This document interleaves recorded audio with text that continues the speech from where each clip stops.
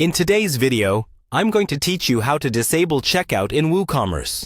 If you're looking to remove the ability for customers to complete transactions on your website temporarily, you're in the right place. We're going to walk through each step together, ensuring you can effortlessly adjust your Woocommerce settings without any confusion. To begin with, the first thing you'll want to do is visit WordPress.com.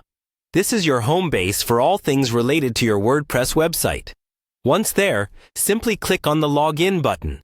This will take you to the page where you can enter your credentials and sign in to your account.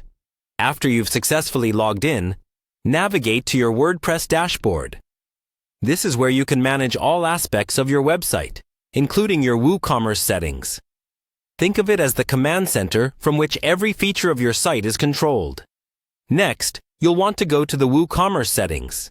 You can find this by locating Woocommerce in your dashboard menu, typically on the left side of the screen. Clicking on Settings there will open up a multitude of options specific to Woocommerce. Once you're in the Woocommerce settings, locate and click on the Advanced tab. It's here that you'll find a variety of advanced settings that allow you to customize your Woocommerce store in greater detail. In the Advanced section, look for Page Setup. This is where pages related to different aspects of Woocommerce are connected to your website. Now, here's the crucial part for disabling the checkout. You need to navigate to the section labeled Checkout Page. Once you click on it, you will see the option to select pages for checkout and other transaction-related activities.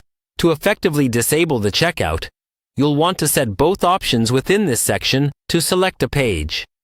By doing this, you effectively disconnect the checkout functionality from any pages on your site. It's a smart and effective way to temporarily pause checkout without making permanent changes to your setup.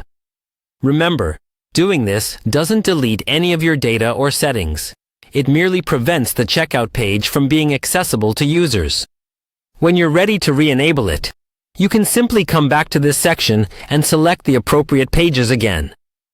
By the end of these steps, your Woocommerce store will have its checkout function disabled, giving you the control you need to customize your store experience.